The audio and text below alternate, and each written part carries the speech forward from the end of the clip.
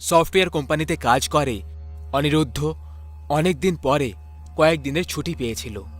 ও খুব খুশি খুশি নিজের ঘরে যাচ্ছিল।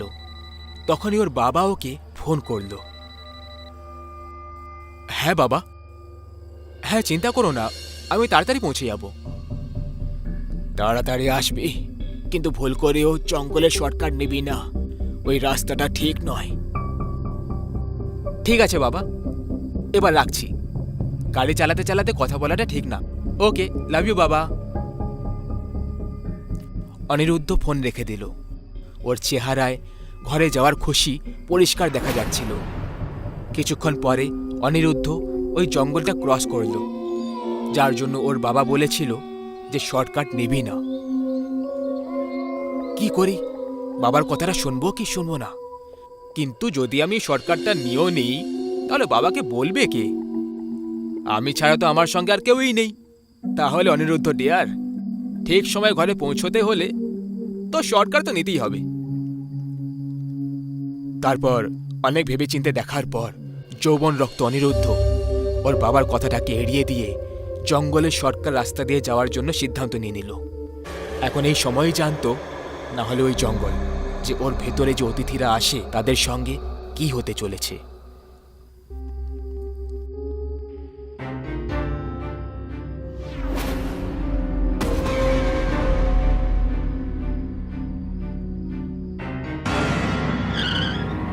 ও গড!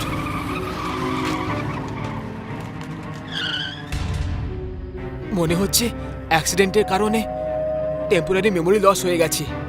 কিছু বুঝতে পারছি না আমি কোন দিকে এসেছিলাম, এদিক দিয়ে নাকি ওদিক দিয়ে। অ্যাক্সিডেন্টে লাগা চোটের ব্যথাটা সহ্য করে অনিরুদ্ধ জঙ্গলের বাইরে যাওয়ার রাস্তা চলতে লাগলো। কিন্তু কিছুক্ষণ পরেই ওই রাস্তা দিয়েই আবার অ্যাক্সিডেন্টের জায়গাতে পৌঁছে গেল, যেখান থেকেও এসেছিল। এটা দেখে অনিরুদ্ধ খুব ভয়ঙ্করভাবে ভয় পেয়ে গেল। এটা কি করে হতে পারে? আমি ওই দিকে এগিয়ে গেছিলাম, তাহলে এখান দিয়ে কি করে ফেরত এলাম? অনিরুদ্ধ অনেক চেষ্টা করল ওই জঙ্গল থেকে বাইরে বেরোনোর, কিন্তু ও বারবার ওখানে আবার পৌঁছে যাচ্ছিল যেখানে অ্যাক্সিডেন্ট হয়েছিল। কিন্তু তখনই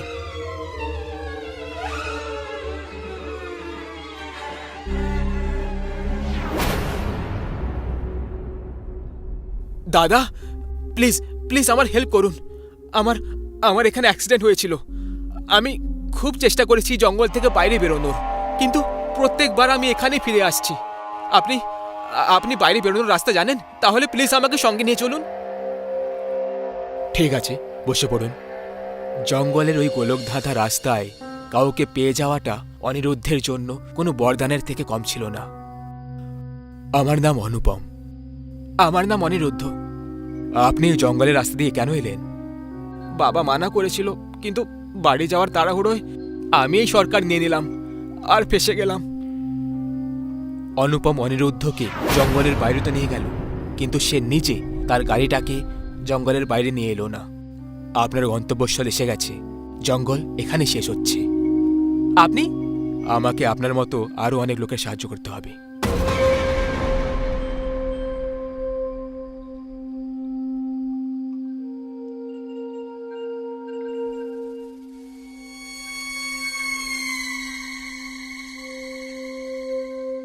বাবলু দাদা, আপনার ভাই এই জঙ্গলে মরে কি গেল?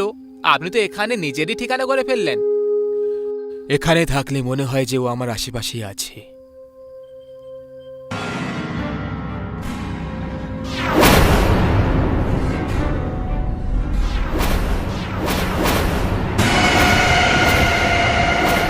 একটা মৃত লোক অনিরুদ্ধকে জঙ্গলের বাইরে ছেড়ে এলো।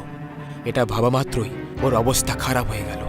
জঙ্গলের এই শর্টকাটে ওর সাথে একের পর এক ভয়ঙ্কর এক্সপিরিয়েন্স হয়ে চলেছিল। ও খুব খারাপভাবে ভয় পেয়ে গেছিল, আর একবার ওখান থেকে দূরে যাওয়ার জন্য ও একটা দৌড় লাগালো। ও দৌড়ে চলেছিল, থামার নাম করছিল না। কিন্তু কিছুক্ষণ পর ও ক্লান্ত হয়ে হাঁপাতে হাঁপাতে এক জায়গায় থেমে গেল।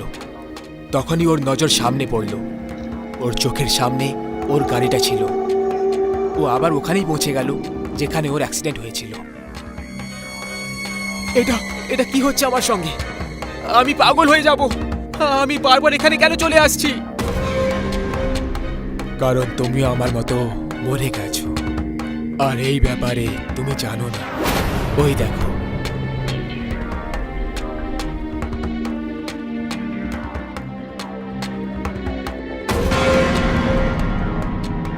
জীবনে যদি কেউ তোমাকে বড় কিছু করতে মানা করে, তখন সেটাকে করা উচিত নয়। আর শর্টকাট তো কখনো নেওয়া উচিত না। ওই শর্টকাট নিতে গিয়ে অনিরুদ্ধ মরে গেছিল।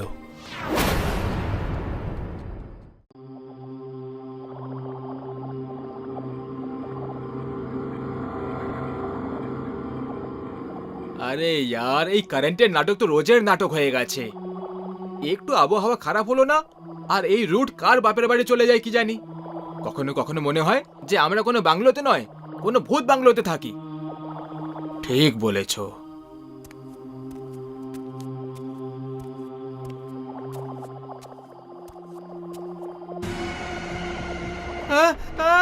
ভূত ভূত! আরে আরে জয়, কোনো ভূত নেই, কেউ নেই এখানে। আরে কোনো ভূত নেই, কেউই নেই এখানে। না ভাই, ছিল, এখানে একটা ভূতই ছিল। আমি দেখেছিলাম, ওর চেহারা একদম আমার সামনে ছিল। আমি সত্যি বলছি। এক নম্বরের ভীতু তুই। কেউই নেই এখানে। কি জানি নিজের খেয়ালে কি কি দেখে ফেলে। চল ভাই, এবার ভেতরে চল।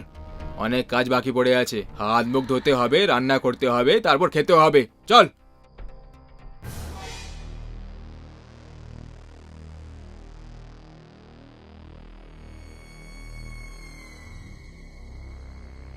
আরে ভাই, তোদের একটা কথা বলি, আমার প্রাইভেট চাকরি, খারাপ চাকরি করার মোটেই ইচ্ছে হয় না।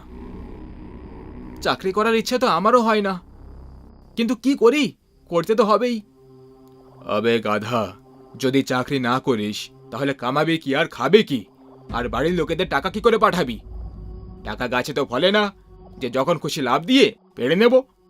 সেই জন্য আলসেমি আর ইগো ছাড়, নিজের কর্মের উপরে মন দে। কর্মের চেয়ে বড় আর কিছু নেই। আমাদের কর্ম চাকরি করে টাকা রোজগার করা। তাই চুপচাপ ইমানদারির সাথে চাকরি করতে থাক। যদি গাছে টাকা ফলতো তাহলে কি মজাই না হতো। যদি সত্যি এরকম হতো তাহলে আমি শহরে আসার বদলে আমার গ্রামে যেতাম, আর ওখানের সব জায়গায় টাকার গাছ লাগিয়ে সোজা আরবিআই এর সাথে ধান্দা করে নিতাম, আর মজা করতাম, মজা। আরে ওই ধনী লোকের বেটারা, এসব আজে বাজে খেয়াল ছাড় আর হাত মুখ ধুয়ে শুয়ে পড়। সকালে অফিসেও যেতে হবে। তোমরা যাও, আমি একটু বাইরে হাওয়া খেয়ে আসছি। আজকে একটু বেশিই খেয়ে ফেলেছি।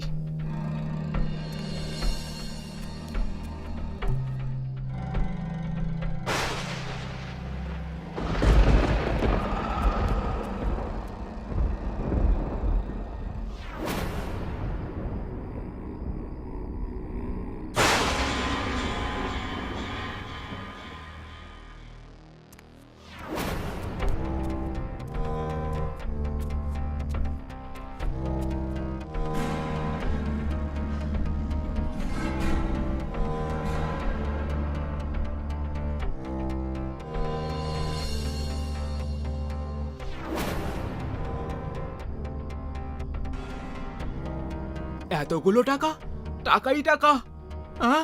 আমি তো ধনী হয়ে গেলাম। এবার টাকা রোজগারের জন্য আমাকে কোথাও চাকরি করতে হবে না।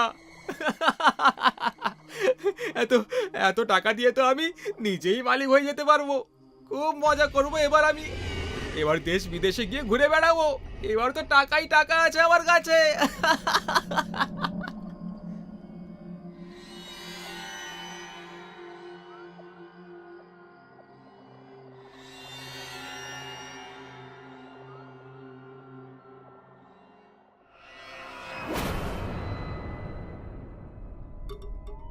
আবে এর কি হলো?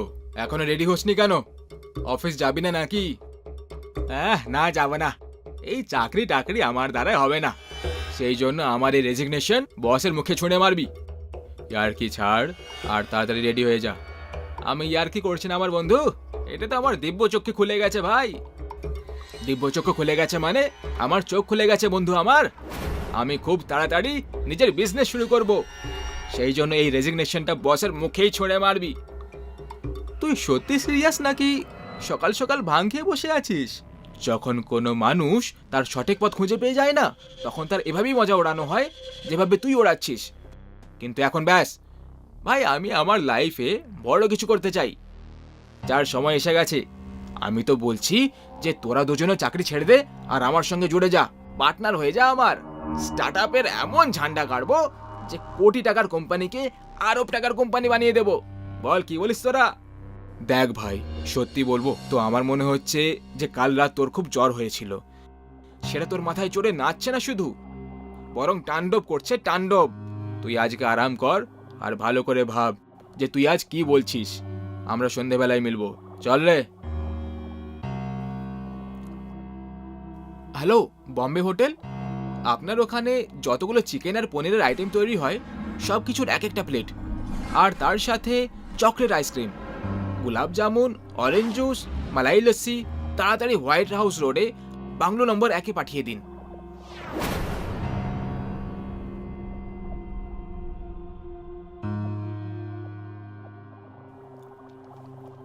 আজ থেকে শুকনো খাবার খাওয়া বন্ধ, 5 স্টার হোটেলের খাবার শুরু।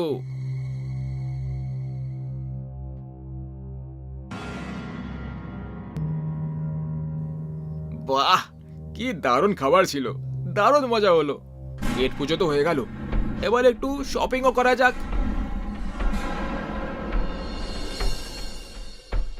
হ্যালো ভবেশ ভাই, কেম છો? মজামা? আরে আই এম মজামা।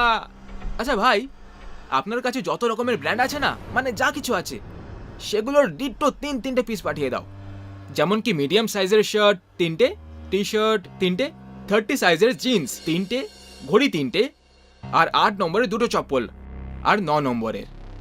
আর জুতোর জন্য এই সাইজই। আরে কি ভবেশ ভাই, ক্যাশই দেব, আগের পরের সব ক্লিয়ার করে দেব। বোনাস পেয়েছি আমি, পাঠাও পাঠাও, এবার আমি হব হিরো।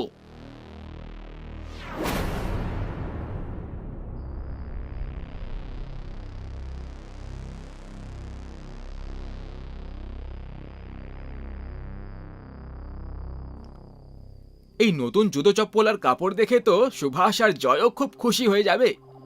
টাকাও কি দারুণ খেলা খেলে মাইরি, কামাল করেই টাকা, यार কামাল করে দেয়। আরে টাকা এলো না আর সোফাও নিজের রং দেখিয়ে দিল। এক্ষুনি ঠিক করছি এই সোফার বাচ্চাকে। Hello, Agarwal furniture? একটু এদিকে, একটু ওদিকে, ব্যাস ব্যাস ব্যাস, এটা ঠিক আছে। হ্যাঁ, এই নাও টাকা, আর এই 500 টাকা আমার তরফ থেকে টিপ। Thank you.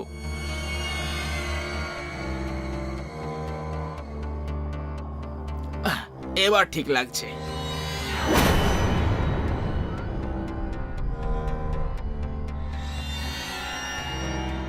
আবে ওই, এই দুজন নমুনা কারা ছিল? আরে এসো এসো আমার বন্ধুরা, তোমাদেরই অপেক্ষা করছিলাম আমি। আর ওরা কোনো নমুনা ছিল না ভাই, এই দুটো সোফা রাখতে এসেছিল, আমি কিনেছি। কেমন লাগছে? ভালো লাগছে তাই না? আচ্ছা চলো বাদ দাও এইসব, এই দেখো।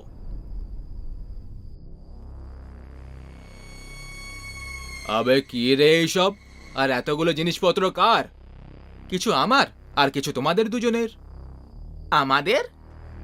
অবাক হওয়ার কোনো দরকার নেই, আর না টেনশন নেওয়ার দরকার আছে, সব ক্যাশে নিয়েছি। তোর কোনো লটারি লেগেছে নাকি রে? নাকি ঘর থেকে টাকা চেয়ে মহারাজা হয়ে ঘুরে বেড়াচ্ছিস তুই? নাকি কোনো খাজনা হাত লেগেছে তোর? সকাল থেকে আজব রকমের ঢং দেখাচ্ছিস তুই।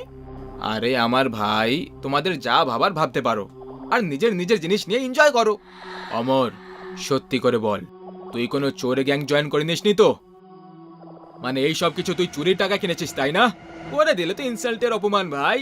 ভালো করে দেখো ভাই, আমার এত সুন্দর বাচ্চা চেহারাটা, আমাকে দেখে কোনো অ্যাঙ্গেল থেকে চোর মনে হচ্ছে তোমাদের? হ্যাঁ না তো তাহলে? আচ্ছা এই সব প্রশ্ন উত্তর ছাড়ো यार, আর নিজের জিনিসপত্র চেক করে নাও।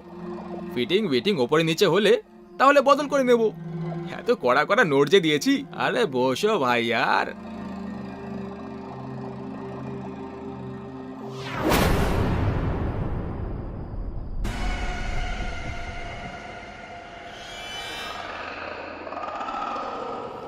ছেঁড়া টি শার্ট, মনে হয় ভুল করে এসে গেছে। তুই তুই ওটা ছাড়, এটা দেখ। এসব কি ফাটা ছেঁড়া জিনিস কিনেছিস তুই? এরকম কি করে হতে পারে? এই সব আসার পর আমি নিজের হাতে সব চেক করেছিলাম, তখন সব ঠিক ছিল। আমার তো কিছু মাথায় ঢুকছে না, এসব কি হচ্ছে? আবে, এটা যদি তোর ইয়ার্কি হয়ে থাকে তাহলে খুবই খারাপ ছিল। আর এই বেকার ইয়ার্কি করার জন্য ঘরে ছিলি আজকে, তাহলে কাল প্লিজ গিয়ে ডাক্তারকে দেখিয়ে আয়। তোর মাথা সত্যি সত্যি ঠিক লাগছে না। বাই দ্য ওয়ে, জয় আর আমি বাইরে খাবার খেয়ে এসেছি, তুই নিজেটা দেখে নে। আমি এবার শুতে যাচ্ছি।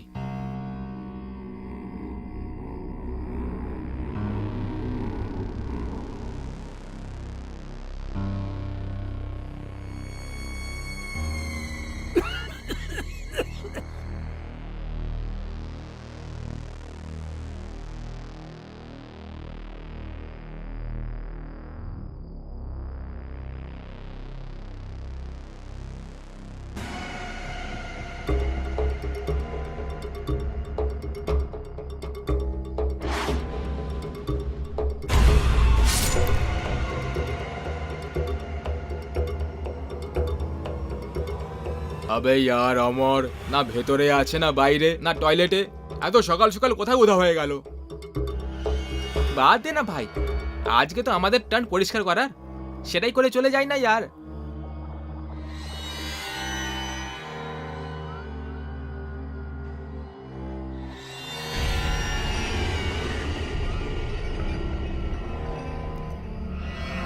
আরে বাপরে, ব্যাগ তো খুব ভারী। জয়, আমার সাহায্য কর। ব্যাগ তো সত্যি খুব ভারী, এমনিতে এতে কি আছে?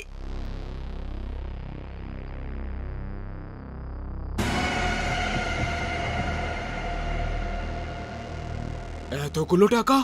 এবার বুঝেছি, হারামি অমর এই টাকাগুলোর জন্য এত লাফালাফি করছিল। কি জানি কোথা থেকে চুরি করে এনেছে ও।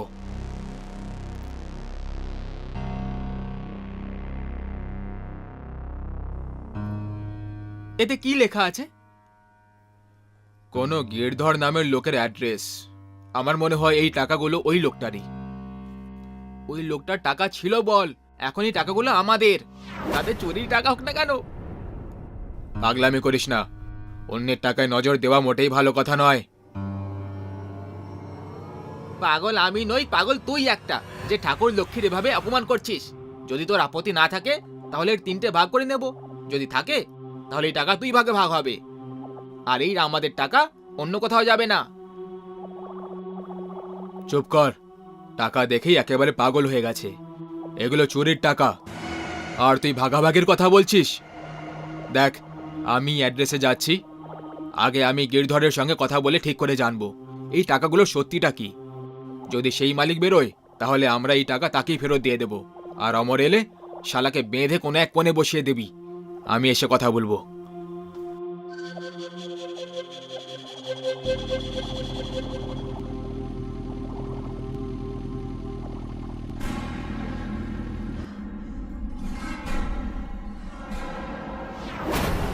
আগে বলুন, কাকে খুঁজছেন আপনি?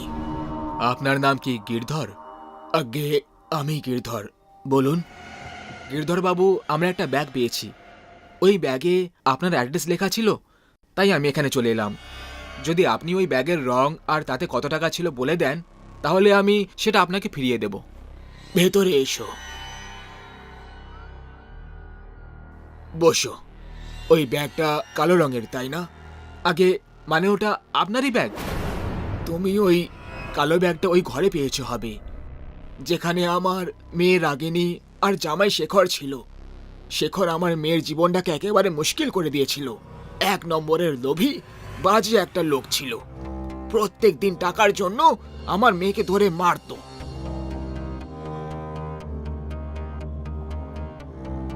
যদি তোর মেয়েকে সুখে দেখতে চাস বুড়ো, তাহলে টাকা নিয়ে এসে দে আমাকে। সেই জন্য বাধ্য হয়ে আমি আমার মেয়ের জন্য একদিন নিজের সব প্রপার্টি বিক্রি করে দিলাম, আর তারপর সব টাকাগুলো একটা কালো ব্যাগে ভরে ওকে দিয়ে এলাম। আমি ভেবেছিলাম এরকম করে আমি আমার মেয়ের জন্য খুশি কিনে নিয়েছি, ওর জন্য একটা হাসির জীবন কিনে নিয়েছি। কিন্তু কিন্তু ওই হারামি মানুষটা টাকা নিয়েও আমার মেয়েকে ছাড়লো না। ও আমার মেয়েকে মদের নেশায় মেরে দিল। আর পুলিশকে টাকা খাইয়ে ওর মৃত্যুকে অ্যাক্সিডেন্ট বানিয়ে বেঁচে গেল। গিরধর বাবু, যদি আপনার এই কথাটা ঠিক হয়, আমার বন্ধু আমার উধাও হয়ে গেছে। আর কাল থেকে ওর যে ব্যবহার দেখেছি সেটা দেখে তো এটাই লাগছে যে ও ওই ব্যাগটা পেয়ে গেছে। গিরধর বাবু, আপনি তাড়াতাড়ি চলুন, নাহলে আমার বন্ধু জয় মরে যাবে। চলুন তাড়াতাড়ি।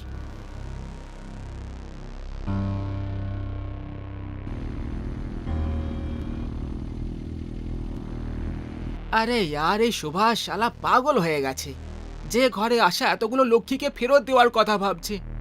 আমার তো একটুও মন মানছে না এত টাকা ফেরত দেওয়ার কথা ভেবে। না না, যাই হয়ে যাক না কেন, আমি এগুলো ফেরত দিতে দেব না। হ্যাঁ, আমি এগুলো নিয়ে পালিয়ে যাব। অমর যাক চুলোয়, এমনিতে ওই টাকাগুলো আমার থেকে লুকিয়ে নিয়েছিল।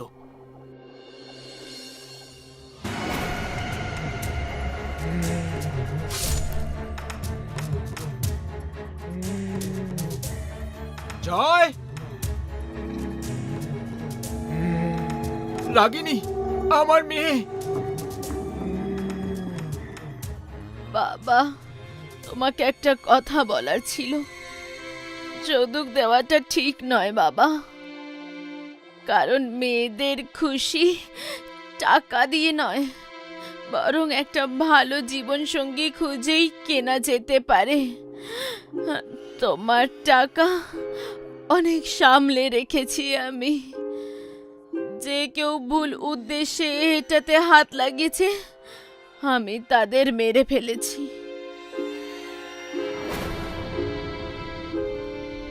আমার সোনা রাগিনী, আমাকে ক্ষমা করে দে মা। আমি শেখরকে তোর জন্য পছন্দ করেছিলাম। খুব বড় ভুল করে ফেলেছি আমি, ক্ষমা করে দে মা।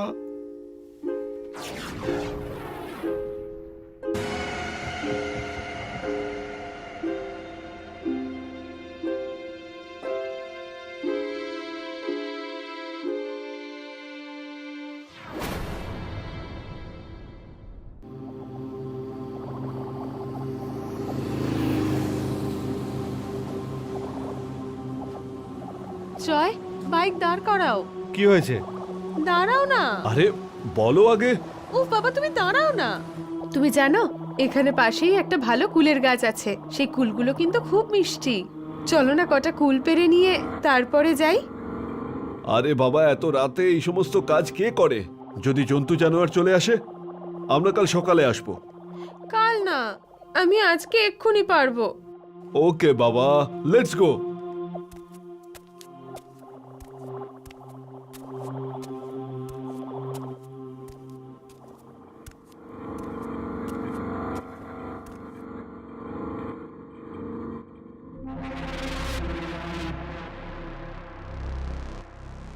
বাহ, এটা তো বেশ ভালোই মিষ্টি। আহ, কি হলো? কাঁটা ফুটে গেছে। দেখি আমি।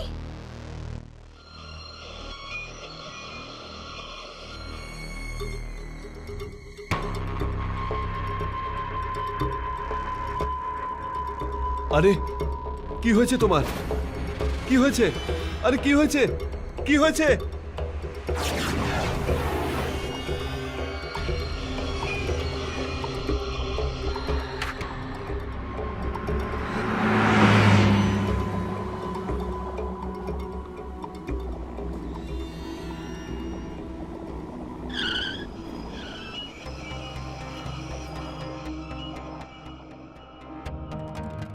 বাঁচাও, বাঁচাও, ভূত, ভূত, বাঁচাও,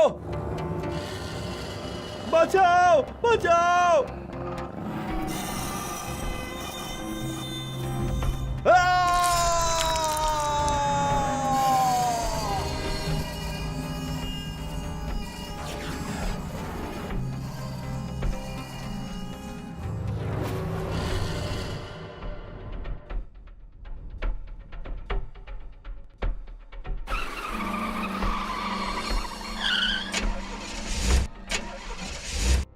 হ্যালো, মন্টু মেকানিক। আমার গাড়ি ব্যাংক ম্যানেজার শ্যামবাবুর বাড়ির সামনে বন্ধ হয়ে গেছে। হ্যাঁ, ঠিক আছে, ঠিক আছে, ঠিক আছে, আমি লোকেশন পাঠাচ্ছি।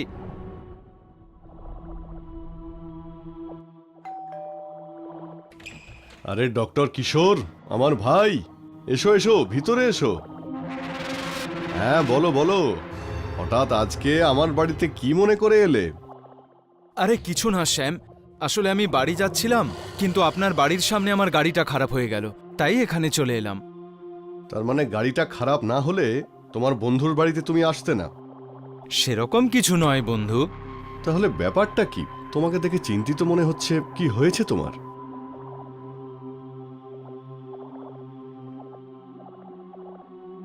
নমস্কার ডক্টর কিশোর। আরে অঞ্জলি বৌদি, আপনিও? ডক্টর আমি অন্যদের কাছে, আপনাদের কাছে তো আমি শুধুমাত্র কিশোর। সো প্লিজ আপনারা আমাকে কিশোর বলেই ডাকুন। আরে ভাই, আমরা ডাক্তারকে ডাক্তার বলবো না তো কি কম্পাউন্ডার বলবো? কি অঞ্জলি? একদম ঠিক বলেছ তুমি। ওকে বাবা, ওকে। আপনারা জিতেছেন, আমি হেরে গেছি। আপনাদের যা বলার আপনারা বলুন।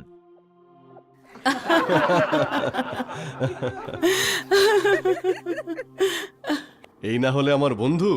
তবে কিশোর, আমি আর অঞ্জলি তোমার ওপর খুব রেগে আছি। কেন?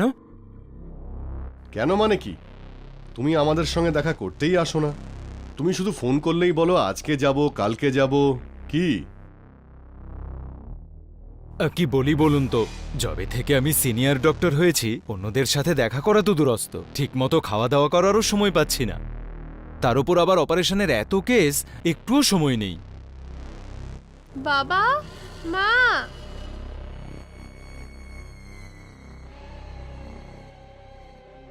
আরে মা, এনার সঙ্গে আলাপ করো। ইনি হলেন কিশোর আঙ্কেল।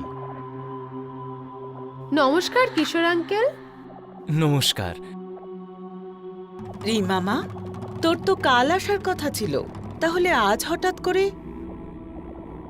মা, আসলে কি বলো তো, আমি তোমাদেরকে একটু সারপ্রাইজ দিতে চেয়েছিলাম, সেই জন্য একটা ছোট্ট মিথ্যা কথা বলেছি যে কালকে আসবো, যেখানে আমি আজই আসতে চেয়েছিলাম। মা, আমার ভীষণ খিদে পেয়েছে, একটু তাড়াতাড়ি কিছু খেতে দাও না। ঠিক আছে, এক্ষুনি বানাচ্ছি।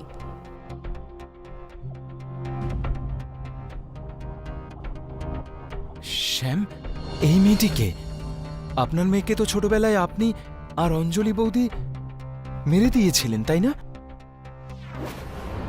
না ভাই, আমাদের সাহস হয়নি একটা ছোট্ট মেয়েকে মেরে ফেলার। শ্যাম, আপনারা সেদিন এই মেয়েটিকে না মেরে খুব বড় ভুল করে ফেলেছেন। কিন্তু ভাই, কাউকে মেরে ফেলাও তো পাপ। হ্যাঁ, কিন্তু শয়তানকে মারা কোনো অপরাধ নয়। দেখো, ও হলো আমার আর অঞ্জলির একমাত্র মেয়ে, আমাদেরই রক্ত। আর মা বাবা নিজের মেয়েকে কি করে মারতে পারে? এটা ভুলে যাবেন না, ও আপনাদের মেয়ে হওয়ার আগেও একটা শয়তান বেড়াল। ভুলে গেছেন? ও জন্মাবার আগে আপনার বাড়ির আশেপাশে দিনরাত বেড়াল ঘুরে বেড়াতো, বেড়াল কাঁদতো।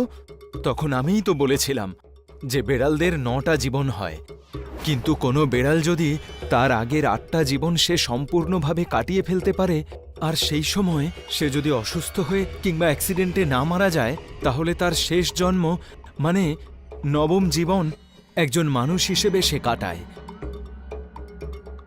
আর একবার তার মুখে যদি মানুষের রক্ত লেগে যায়, তাহলে সেই ভূত বেড়াল সেজে মানুষ শিকার করতে থাকে। আর দুর্ভাগ্যবশত আপনাদের মেয়ে এমনই একজন বেড়াল, আর তার মুখে রক্ত লেগে গেছে।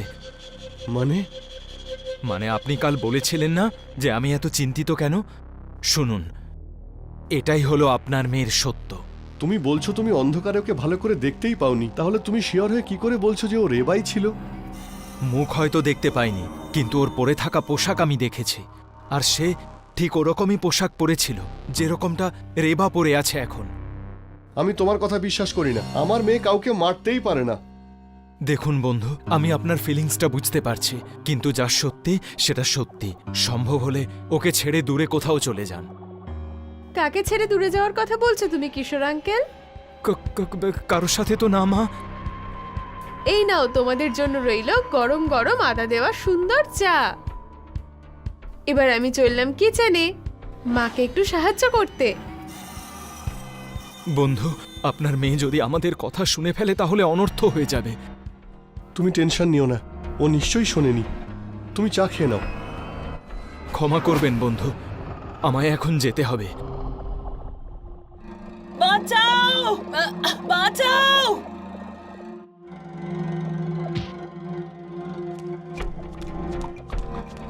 ভয় পেও না অঞ্জলি, আমি এসে গেছি। রেবা মা, ও ও তোমার মা, আর আর আমি হলাম তোমার বাবা। মা, তোমার মাকে তুমি ছেড়ে দাও, ছেড়ে দাও ওকে। শ্যাম, ও এখন আপনার কথা শুনবে না। ও মানুষের রক্তের স্বাদ পেয়ে গেছে। ওর এখন শুধুমাত্র রক্ত চাই, সে যেই হোক না কেন। অঞ্জলি, আমার মেয়ে নিজের মাকেই মেরে ফেলেছে। শ্যাম, আপনি নিজেকে সামলান। এখন কান্নার সময় নয়। আজ যদি আপনি দুর্বল হয়ে পড়েন, তাহলে এই ভূত বেড়াল সবাইকেই মেরে ফেলবে। তাই প্লিজ আমাকে বলুন, ওই মন্ত্রপুত হাতিয়ার যেটা আমি ওকে মারার জন্য দিয়েছিলাম সেটা কোথায়? ওটা ওই হলের মধ্যে দেওয়ালে একইভাবে রাখা আছে।